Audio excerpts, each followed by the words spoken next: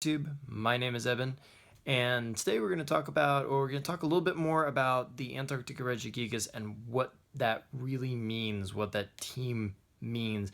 And also at the end, which this shouldn't be a long video anyway, but at the end we are going to talk a little bit about something new I want to kind of try, see if you guys like the idea. If so, great, we'll do it. If not, no biggie, but I'm fielding this one to you.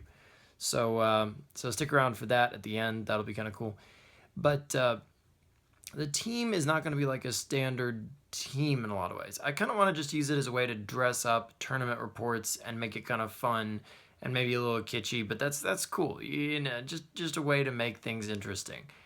But I also want to make it kind of like a way that we talk about like our community, especially here on this channel. So that kind of gets into, okay, well, so what does that even mean that we're a community? Well, what I want that to mean is that, first of all, especially on these vlog videos, I want you to feel like you can comment anything. If you have questions about the game or about upcoming tournaments, like what do you think would be a good thing to play? And you're not just asking me, but I mean, ask everybody out there, everybody who's looking at the comments, and me too, because, you know, I play too. I have a decent amount of experience, I like to think so. But ask everybody ask us our opinions, and we all will respond to you and say, hey, I know this from my area. I know this from my experience. Hey, this works, this doesn't. Hey, I have this suggestion. I've seen this build. This is an interesting thing, so on and so forth. So I want that to be a thing. But even if you just want to share just personal stuff, put it on the vlogs, down in the comments. I'm going to make a point of looking at the comments on all the vlog videos. It may take me a couple of days to respond because, you know, life and stuff. But I want this to be a place where you can just come with whatever. You know, just be like, man, I've just had such a crap day and this was going on and this and that and the other. Or like, I'm having a problem with my dad, or I'm having a problem with my, my dog or whatever. Or, I mean, it could be serious stuff like, man, I just came home and found my dog dead in the street, and it's, we've had him since I was 5, and it's really like crazy bumming me out and I don't know what to do. It might be nice to just talk to people about it. People who are kind of cool and do similar things to you, so you feel like maybe you can relate to us better. Cool. Or just silly, stupid stuff. Just like, I don't even know what, like, why does no one love Rhyhorn if that's your crisis in life that is kind of silly? I don't have, like, great feelings for Rhyhorn, but it's an example. You know what I mean? I hope.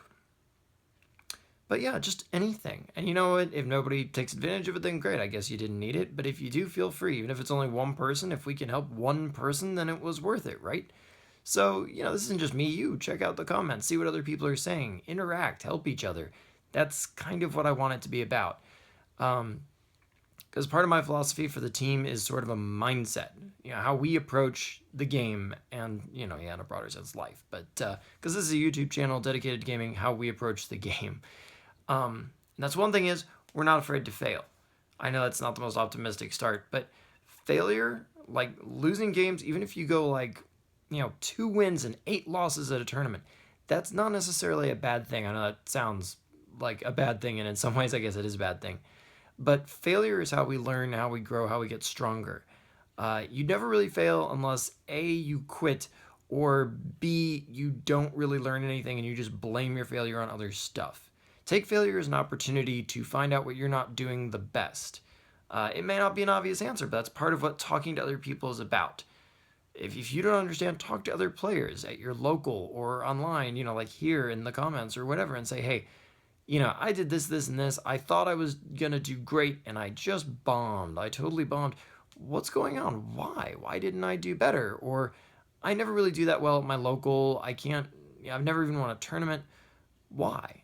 This is a question to ask yourself and to ask other people, because remember, other people will have insights you may not. It's just part of life, no matter how experienced you get. And remember also that anybody who's like super, super successful, they virtually are guaranteed to have failed a lot. I have failed a lot. I still skid on my face periodically when I go play. I mean, I don't think I won a single match this Saturday because I tried a new deck. It was experimental. And I was like, I want to see if this works. And it seemed like it would work on paper. It seemed kind of cool. The goldfishing of the deck, just playing it by myself was kind of iffy. But, it didn't pan out. But you know what? I learned from that. And what I learned from that is not to pursue that deck when getting ready for states. I know, okay, just let it go. It looked good. It seemed like it would be fun, but it was not a very fun experience, and I lost quite a bit. So I gained something from that. So it wasn't a failure. It was just an opportunity to get stronger. I guess that's kind of hard to see when you're like right there in the moment, but hopefully when you look back, you can kind of grow and get better. Successful players are people who've lost a lot. They get successful because they learn from their failures. So we're not afraid to fail. That's one thing that defines us, that I want to define us.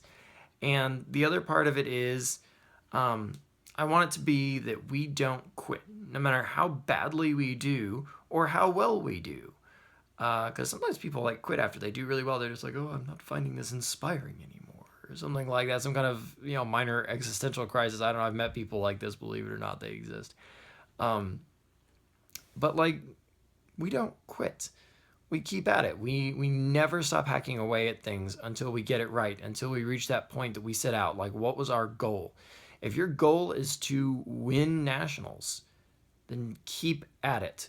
Learn, grow, get stronger, attend every tournament you can. Consult your fellow players. Consult your fellow Regigigas team members here. Do what it takes. Practice, practice, practice. Try new things. Be willing to try playing decks you don't like or don't even want to play, just to learn them and get more familiar with them. It will give you an advantage. Don't be afraid to try everything. Just don't quit. Because as long as you don't quit, you don't lose. But anyway, that's enough hacking on about that. The thing I want to talk about, the other thing that I want to say, hey, we're going to try this. It's kind of a thing for VG that there's Wonder Trade Wednesdays where like a lot of PokeTubers will Wonder Trade randomly, like usually really cool Pokemon on Wednesdays. So I kind of feel like, okay, well, I kind of want to do like a Wonder Tradey thing too, but for cards. And so what I came up with was this idea, and I want to hear, yay or nay from you all. I have a lot of extra rares right now. I'm kind of looking at extra rares. Some are from standard, some are a little older. There's nothing like crazy old like from base set or anything like that. But like, I don't really need them, and I hate them just collecting dust when somebody might be able to make better use of them than me. So what I was kind of thinking is, I could do a thing where I would like make packs of like 10 more or less random regular rares from this group of rares I just don't need anymore. And they wouldn't be like, there wouldn't be any repeats, and they're all mint, of course, they're all great condition. And what would happen is people would essentially trade for them, but you would just send me any EX you want. I mean, it would have to be in good condition. Obviously, it can't be all torn up or anything like that, but you basically send me a mint EX of your choice, which obviously it benefits you to pick one that's like really not very valuable. I mean, there are EXs out there that are like $3-4 value.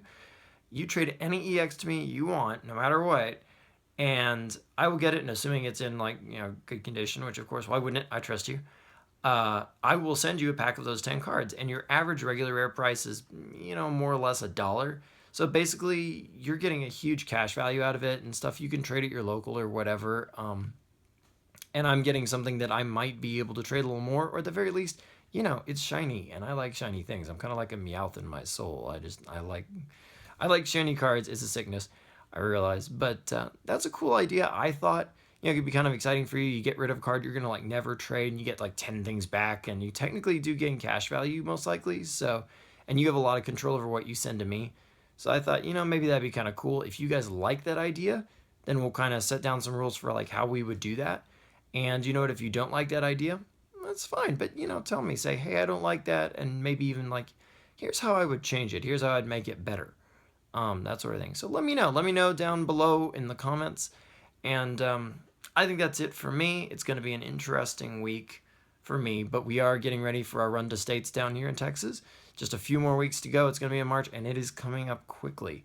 So I'm not doing a big run to that like I've done in the past. I feel like that kind of isn't very successful. It's not conducive to how I do that kind of stuff, so I'm not going to do that this time around. But I'll keep you guys posted, and I'll definitely be tweeting out about it periodically. So yeah, there's a lot of interesting stuff from Breakpoint that I'm interested in playing around with and seeing if it might be competitive. It's going to be standard down here. I don't know if that's true across the board right now or not. I haven't looked into other states and what they're doing, but I know what Texas is doing. So anyway, that's all for me today, and until next time, like, comment, subscribe, check me out on Twitter, the link is below, and I will see you next time.